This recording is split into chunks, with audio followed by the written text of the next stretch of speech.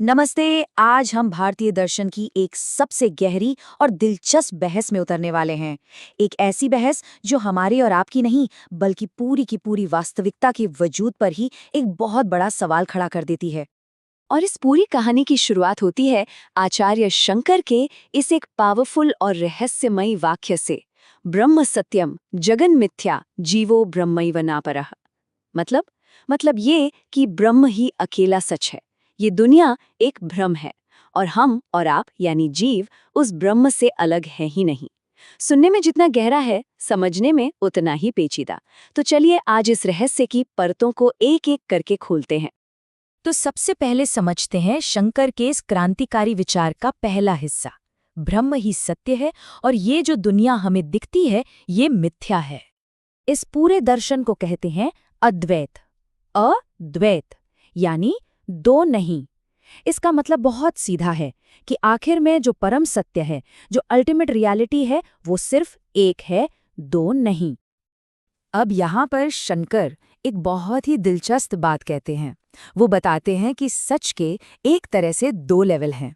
एक है पारमार्थिक सत्य यानी एब्सोल्यूट रियलिटी। ये है निर्गुण ब्रह्म, शुद्ध, बिना किसी रूप के, बिना किसी गुण के, अनंत। इसे सच्चिदानंद भी कहते हैं, सत, चित और आनंद। और फिर दूसरा है व्यावहारिक सत्य, हमारी एवरीडे रियलिटी। ये है सगुण ब्रह्म यानी ईश्वर। ये वही ब्रह्म है जो माया के असर में आकर इस दुनिया का रचयिता बन जाता है, जिसकी हम पूजा और भक्ति करते हैं। तो फिर सवाल उठता है कि अगर ब्रह्म ही अकेला सच है, तो ये दुनिया, ये पहाड़, ये नदियां, ये सब क्या है? इसके लिए शंकर एक बड़ा कमाल का उदाहरण देते हैं, रस्सी और सांप का। सोचिए, आप अंधेरे में कहीं जा रहे हैं और आपको जमीन पर एक सांप दिखाई देता है। आप एकदम से डर जाते हैं, पर जैसे ही रोशनी होती है तो पता चलता है कि वो सांप नहीं, बस एक रस्सी का टुकड़ा था। तो क्या रस्सी कभी सांप बनी थी? नहीं, बिल्कुल नहीं। वो तो हमेशा से रस्सी ही थी। बस हमारे अज्ञान ने, हमारे देखने के नजरिए ने उसे सांप बना दिया था। शंकर कहते हैं ये दुनिया बिल्कुल वैसी ही है। ये ब्रह्म का कोई असली ट्रांसफॉर्मेशन नहीं है, ये सिर्फ एक आभास है, एक इल्यूजन। इसी थियरी को विवर्तवाद कहते हैं। और ये इल्यूशन पैदा करने वाली जो शक्ति है, उसे कहते हैं माया। माया एक ऐसी पावर है जो ब्रह्म के असली सच को हमसे छिपा लेती है और उसकी जगह पर ये दुनिया प्रोजेक्ट कर देती है। इसे अनिर्वाचनीय कहा गया है, एक ऐसा शब्द जिसका मतलब है इनएक्सप्लिकेबल, यानी एक ऐसी चीज जिसे ना तो हम पूरी तरह सच कह सकते हैं और न ही पूरी तरह झूठ, एक रहस्य। अब ये माया काम कैसे करती है? इसके दो फंक्शन हैं। पहला है आवरण। आवरण का मतलब है पर्दा। ये ब्रह्मा के असली रूप पर पर्दा डाल देती है। और दूसरा है विक्षेप, मतलब प्रोजेक्शन। ये उस पर्दे पर इस नाम रूप वाली दुनिया का प्रोजेक्शन चला देती है। It conceals reality and then it projects an illusion. तो फिर हम कौन हैं? इस पूरी कहानी में हमारी जगह कहाँ है? शंकर के हिसाब से हमारी जो असली आत्मा है, यानी आत्मन, वो ब्रह्म से जरा भी अलग नहीं है। It's identical. ये जो शरीर है, ये मन, ये बुद्धि, ये सब तो बस बाहरी परतें हैं। और मोक्ष क्या है? मोक्ष बस उस पल का एहसास है जब ज्ञान की रोशनी से अज्ञान का ये पर्दा हटता है और हमें ये समझ आता है, अहम ब्रह्मास्मि, मैं ही ब्रह्म हूँ। यहाँ तक तो सब ठीक लगता है, एक बहुत ही सुंदर फिलॉसफी। लेकिन क्या सब लोग इस बात से सहमत थे? जी नहीं, बिल्कुल नहीं। शंकर के कुछ सदियों बाद एक और महान आचार्य हुए, रामानुज, और उन्होंने शंकर के इस माया के सिद्धांत पर एक के बाद एक कई जबरदस्त सवाल उठाए। उनकी 7 आपत्तियां बहुत मशहूर हैं। चलिए उनमें से कुछ सबसे तीखी आपत्तियों को देखते हैं। रामानुज का पहला और सबसे सीधा सवाल था, अच्छा चलिए मान लिया कि माया है, पर ये रहती कहाँ है? इसका घर कहाँ है? इसका आधार क्या है? देखिए रामानुज का तर्क कितना जबरदस्त है। वो कहते हैं माया ब्रह्म में तो रह नहीं सकती। क्यों? क्योंकि ब्रह्म तो शुद्ध ज्ञान है, प्योर कॉन्शियसनेस। उसमें अज्ञान का अंधेरा भला कैसे टिक सकता है? अच्छा, तो क्या ये जीव में यानी हम में रहती है? वो भी नहीं हो सकता, क्योंकि शंकर के हिसाब से तो जीव खुद माया की ही पैदाइश है। तो जो चीज खुद माया से बनी हो, वो माया को पनाह कैसे दे सकती है? ये तो एक लॉजिकल डेड एंड है।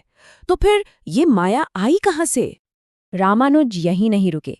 उनका अगला सवाल माया के नेचर को लेकर था। आखिर ये है क्या? सच है या झूठ? रियल है या अनरियल? यहाँ भी एक बड़ी मजेदार दुविधा है। अगर मान लें कि माया सच है, रियल है, तो फिर अद्वैत का पूरा कॉन्सेप्ट ही खत्म हो गया। फिर तो दो सच हो गए, एक ब्रह्म और दूसरी माया। ये तो अद्वैत नहीं, द्वैत हो गया। और दूसरी तरफ अगर मान ले कि माया पूरी तरह से झूठ है, अनरियल है, तो फिर एक झूठी चीज से ये इतनी असली लगने वाली ठोस दुनिया आखिर बन कैसे सकती है? इसके बाद रामानुज ने शंकर के सबसे बड़े डिफेंस पर ही सीधा हमला कर दिया। वो शब्द अनिर्वाचनीय यानी इनएक्सप्लिकेबल। रामानुज पूछते हैं, क्या ये इनएक्सप्लिकेबल कह देना कोई जवाब है? क्या ये फिलॉसफी में कोई वैलिड कैटेगरी भी है? रामानुज का कहना था कि लॉजिक बहुत सिंपल है। कोई भी चीज या तो सच हो सकती है या झूठ, रियल और अनरियल। इन दोनों के बीच में एक तीसरी कैटेगरी बना देना, अनिर्वाचनीय, ये तो लॉजिक को तोड़ने जैसा है। ये तो बस एक मुश्किल सवाल से बचने का तरीका है, उसका जवाब देना नहीं। उनके हिसाब से ये एक फिलोसॉफिकल लूप होल है, कोई सल्यूशन नहीं। तो इस पूरी बहस से क्या समझें? देखिए, ये किसी के जीत या हार का सवाल नहीं है।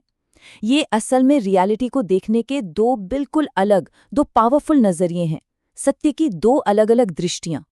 चलिए एक बार जल्दी से शंकर के अद्वैत वेदांत को फिर से देख लेते हैं। उनके लिए परम सत्य क्या है? सिर्फ और सिर्फ निर्गुण ब्रह्म।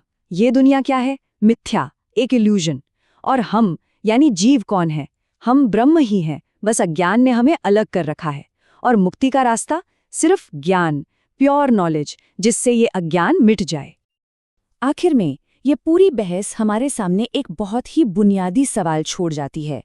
क्या ये दुनिया जिसे हम जीते हैं, महसूस करते हैं, एक कॉस्मिक इल्यूजन है, एक भ्रम है जिसे हमें ज्ञान से पार करना है, जैसा शंकर कहते हैं?